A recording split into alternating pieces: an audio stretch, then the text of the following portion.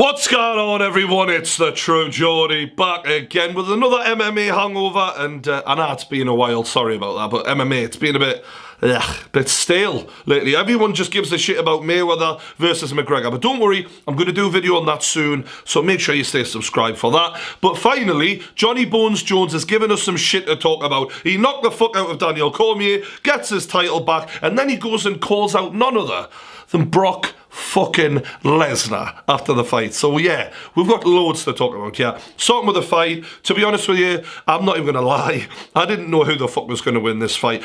Obviously, if Jon Jones comes in at 100%, he wins against any light heavyweight ever. That is it. I'm not even debating that. As far as he is the greatest of all time at light heavyweight. But against OSP, he looked like a bag of shit. He's had a lot of time off, and I just didn't know how bad the ring rust was going to be or what Jon Jones was going to show up. When I seen him at the weigh-in, I thought, oof, fucking hell, he looks in good shape. Like, this doesn't look good for Daniel Cormier. But Daniel Cormier as well, we don't know which version of him's going to show up. He's looked amazing in some fights. Against Rumble, though, looked like a bit of a dad bod, didn't he? I mean, I'm not one to talk, but let's be honest, he didn't look in great shape, he didn't fight great, but he got the job done. So for me, it was a case of who fights closer to their 100% will probably win the fight. And guess what? Still wrong. Because I think that in this fight, Daniel Cormier fought closer to his best than Jon Jones did. It's just that Jon Jones's 85, 90% is still better than Daniel Cormier's 100%. I thought Daniel Cormier fought in the first two rounds the perfect fight, and it still wasn't enough, because in the third round he got caught, he got took out. But one thing you notice from this fight when you first start watching these two throw punches at each other is fucking hell, the size difference. It looked like a heavyweight versus a middleweight. I'm like googling Daniel Cormier's reach. I'm like, oh, what is he? And then I thought that must be near Conor McGregor. I'm pretty sure that Daniel Cormier's reach is not practically equal to Conor McGregor's reach. If not, McGregor might even have a longer reach, which shows you the frame difference, the skeletal structure difference between him and Jon Jones. Because Jon Jones' fucking frame is bigger than heavyweights, mate. Do you know what I mean? So that was another thing. Then you've got the age of Cormier, he's 38. Yes, he's in good shape now, you know, to a degree, but it's still a big difference. Jones is in his fucking prime. But to be fair, Cormier was still able to confuse Jones. He was going with the kicks, he had the wrestling down, he defended really well. When he got taken down, he got back up quickly. He was getting in the head of Jones, especially in the second round, talking shit to him. And I'd never seen a more calm, composed Cormier. He's quite an emotional fighter sometimes, especially against Jones. But in this fight, I'm like, you're beautiful, yeah, you're absolutely perfect. You know, and mainly, and the biggest weakness that Jones has is, for me, is boxing defense. He is there to be hit, and he can be hit regularly. And from a DC level power puncher, it can fucking take him out. And DC's clipping him. He's whacking his gum shield out of him. He's hitting him with all sorts, and it looked great.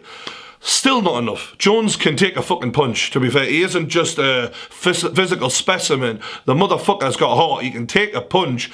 And Jones bided his time. He was picking DC apart as well with the kicks and the range, the distance. I mean, some of those body shots were fantastic.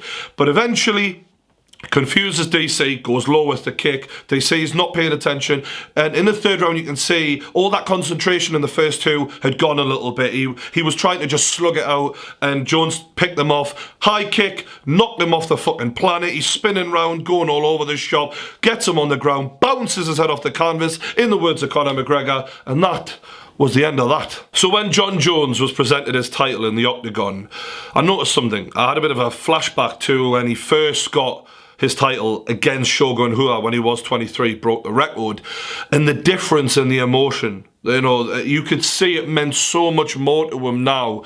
And I tweeted something out along the lines of Jon Jones is a classic example of someone who gets things easy in life, doesn't appreciate them. But when you get everything stripped away from you, that'll fix that. You will then appreciate everything. And you could see just how much it meant to him to finally be back to where he was when he'd been there before, but he'd taken it for granted. And I think that's quite an obvious thing. I mean, anyone who knows MMA can see that. It's written all over Jon Jones. I got a bit of shit on Twitter. Oh, he's worked hard for it. Well, of course he's worked hard. But the point is he's had things easy in terms of his abilities have come easy to him. Jon Jones, his physical frame is perfect to be a heavyweight fighter, but his muscularity is distributed across his body to such a way that he can still make the 205 weight cut. That is just pure genetics. The look, how good that is for him is unbelievable. He comes from stock of NFL fucking footballers, man. They're athletes. He has this in his blood, his DNA. This was given to him. He didn't work for that. He was born that way. The man was born with an ability to where he can pick up a martial art, master Brazilian Jiu-Jitsu, pick up wrestling and master it, pick up kickboxing and master it. There are people who could spend 10 million more hours on all of the things that Jon Jones spends his time on and never get anywhere near his ability at them. Why is that? Because the man is made for fighting, man.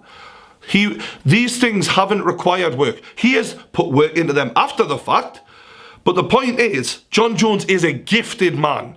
He is talented like none of us will ever understand, man. We can't even get that through our fucking skulls. And I just thought it's done him the world of good to go through all of this shit, come out on the other side, and be back where he was. Because as someone who, I know what it feels like, and not on the same level of Jon Jones by any stretch of the imagination, but I know what it feels like to have something, then to have nothing, and then to have something again. And I know when I come to this point, after having nothing, I appreciate it a lot more, but I was a better man for it. Because when you have something in the first place, and you've got that ego, you've got that self-esteem, and it's all stripped away from you, everything that you placed importance on beforehand was what you built this identity around. But when you get it all stripped away from you, and you've got nothing, you realise you're still you. It didn't matter about all that bullshit that everyone thought you were in the first place, because I'm still me even with nothing. So then when you get back to where you were, you realise it's not all about the gold belt or whatever, the money that Jon Jones has got, because he's still him. And I think you'll treat it, as they say, treat those two imposters just the same, victory and defeat. It's not about that anymore. It's about him growing and him becoming the best he can actually be. And I think we're going to now see potentially the best out of Jon Jones. And for him to call out Brock Lesnar, which I'll get onto that towards the end of the video, was a fucking hell of a move on his part. Now on to Woodley versus Maia, one of the most boring title fights you'll ever see in your fucking life. And if you want to defend it, by all means, get your comments in. But for me, yeah, it was a masterful defensive display. Some would say Floyd Mayweather of MMA-esque from Woodley. But, you know, MMA fans don't want to see that shit. And in MMA, what puts fucking horses in the seats is going out and taking a few risks. And ultimately, you can be the defensive genius if you want, but if no one wants to see you fucking fight, how much money are you going to make? Not a lot, obviously. That Conor McGregor's proven that, because it's not just about being successful, it's about entertaining people. You got to do both. And Woodley seemed to think he was being a genius. He threw, I think there was 60 punches through in 5 rounds of fighting in this fight. That's an embarrassment. By all means, defend all the takedowns. Have that as your priority. But to take that level of risk in a fucking MMA fight inside of a cage is an embarrassment, in my opinion. And, you know, Maia had one eye from the first fucking round, mate. Maia, a bog standard basic kickboxer on his feet. You should have smashed the living shit out of him. He was there for the taking, but he didn't. He played it safe. And ironically, he thought he was doing the right thing. He's like, I'm going to get this big GSP payday now. Dana White after the fight goes, you can fucking forget about that, son. Nobody's going to pay to watch you fight. You've lost the fight. It's going to Bisping. And ironically, in trying to be clever, he's cost himself the biggest fucking payday of his entire career. So, well done, Woodley. Real smart, pal. Real smart. On to Cerrone versus Lawler, and I could watch these two motherfuckers fight 7 nights a week, man. They just go at it. They're both scrappers. Lawler is a little bit more of a brawler. That is such a good name for him, man. He's just Lawler the brawler. It's just fucking made for him. Cerrone a bit more technical. Cerrone did well to weather the early storm because Lawler came out like a man possessed. In the second round, Cerrone became a bit more dominant. Looked like it was swinging towards him. Then Lawler remembered, be a bit more unpredictable because he is a bit predictable at times, added the kicks in, that swung it back in his favour. And ironically, from Damian Maia's point of view in the fight after that, I really felt like that was his problem. So predictable, constantly shooting for the takedown. Throw some punches in there. Obviously he threw the odd one, but throw more punches in. Keep them confused. You're not going to get someone off balance for the takedown by them knowing exactly what you're going to do every 5 seconds. But anyway, rant over. So credit to both men. What's next for Lawler? I'd like to see him fight Woodley, because if anyone can force that cunt to fight, It's him. And speaking of fights, Jimmy Manuel definitely knows he's being in one when he wakes up today, because he was fucking flatlined by Uzdemir. I'm a fan of Jimmy Manuel. I like his style. Go in there, go for the fucking wrecking machine knockout. And but lately he's been talking about boxing David Haye. I don't know, maybe he's taking his eye off the ball or whatever. But Uzdemir was definitely not one to be overlooked, because when they clinched, Uzdemir's left hook just fucking dropped him, and he just bounced him all over the place after that. It was embarrassing, because I really feel like Jimmy Manuel, if he wins this one, he's in the hunt for the title shot. And now it's like, who do you fucking give it to? Brock Lesnar, apparently. Yeah, imagine Brock Lesnar cutting down to 205. You'd have to cut one of his fucking legs off. When I met Frank Mir, I interviewed him for the podcast. If you haven't seen it, check it out. I just thought to myself, if you're this big, and I'm a big dude, what the fucking hell is Brock Lesnar? Seriously? But yeah, why is this fight even being mentioned? It was something that I was asked of him on Facebook. He said he'd do it. Brock said he would do it. But Brock Lesnar, I mean, I know he's all about the money, but he hasn't fought, he's fought once in 5 years? It's ridiculous. It shouldn't be happening, and I don't really want to say it, to be honest. As much as it would be fun and entertaining, and I would definitely pay for it, I'm such a hypocrite. Brock Lesnar is not in the same street as Jon Jones is skill-wise. Jones is miles away. The only thing Lesnar's got is a bit of wrestling, and he's fucking huge. Let's be honest. And I rate the guy, but yeah, that's it.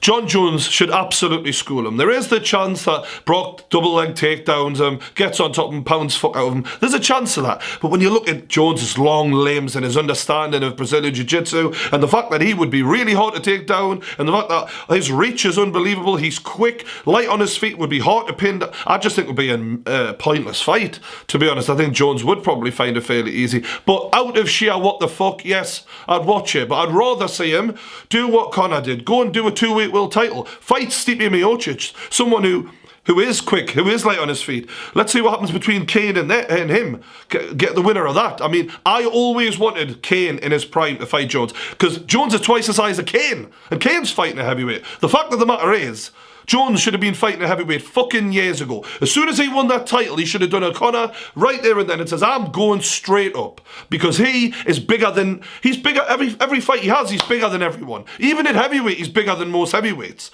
Do you know, aside from, I don't know, Overeem when he's fucking juiced to the fucking gills, there's pretty much everyone else he's bigger than. So I'd like to see him go to heavyweight. If not, there is one fight I'd really like to see.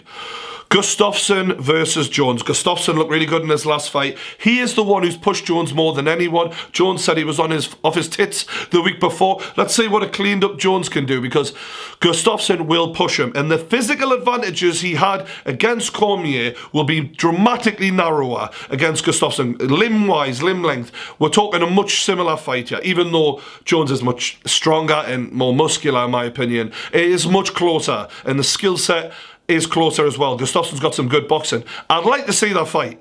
Mate, that's the fight to make. Am I wrong? You let me fucking know in the comments below. Last but not least, I'm going to do a build-up, a preview of the Mayweather-McGregor boxing match. What do you think's going to happen? Before I make my mind up, what the fuck's going to happen? And tell us why in the comments below. If you've enjoyed this video, hit the fucking subscribe button and the like button. Thanks for watching, and I'll see you later.